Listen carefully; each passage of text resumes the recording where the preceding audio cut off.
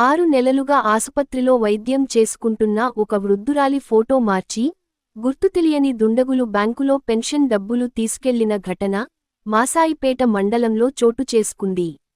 బాధితురాలు తెలిపిన వివరాల ప్రకారం గ్రామానికి చెందిన శేషు పెంటమ్మ గత కొన్ని రోజులుగా గాంధీ ఆసుపత్రిలో వైద్యం చేసుకుంటుంది.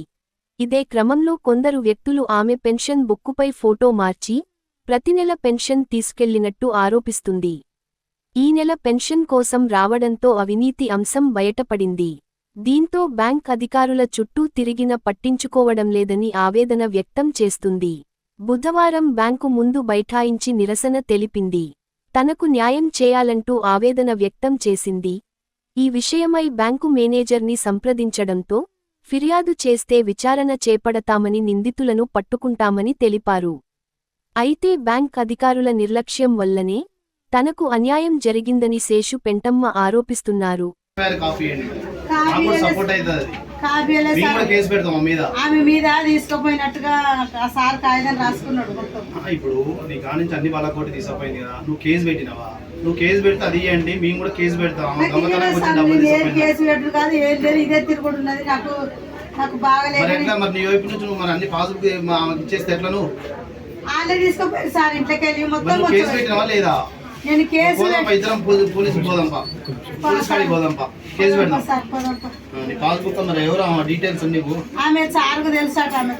తీసుకురమ్మనండి, ఎవరు తీసుకొస్తే మీరే అన్నారు ఆమెనే ఒప్పుకుంటలేదంటే ఇప్పుడు మీ ముందే చెప్తుంది. అదే అది వదిలిపెట్టండి, ఫోటో వదిలిపెట్టండి.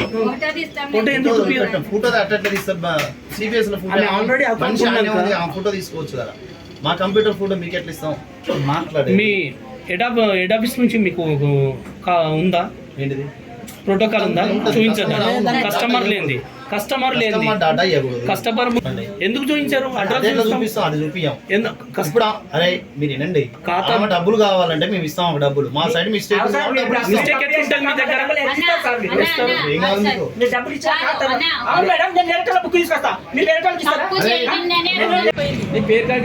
నా పేరు శేషు పెంటమ్మ. నా పానం బాగలేక గాంధీకి పోయినా, గాంధీలో ఉన్న నేను మెల్లగా తీసుకుంటా పైసలు. యాడికి బేకులు ఉంటే ఆ ఎన్ని రోజులకున్నా ఇస్తారని నేను సప్డేకోకున్నా. పానం మంచిగా అయినాక నేను వచ్చే వరకల్లా ఇంకా నీ బుక్ మీద వేరే ఆమె వచ్చపోయిందని చెప్పారు. ఆ సీనియర్ అడిగితే ఏమన్నాడు, ఆమె నాకు గుర్తే తీసుకుపోయింది, నీ ఫోటో మార్చింది అని తీసుకుపోయింది. నువ్వు అట్లెట్లు ఇస్తావు? నా పేరు పెంటమ్మ, ఆమె పేరు రాజమ్మ, నువ్వు ఎట్లా ఇచ్చినావు అన్నీ అని అడిగేటోళ్ళకల్లా ఆమెను విడిపించి అడుగుతామని అంటే అన్నారు.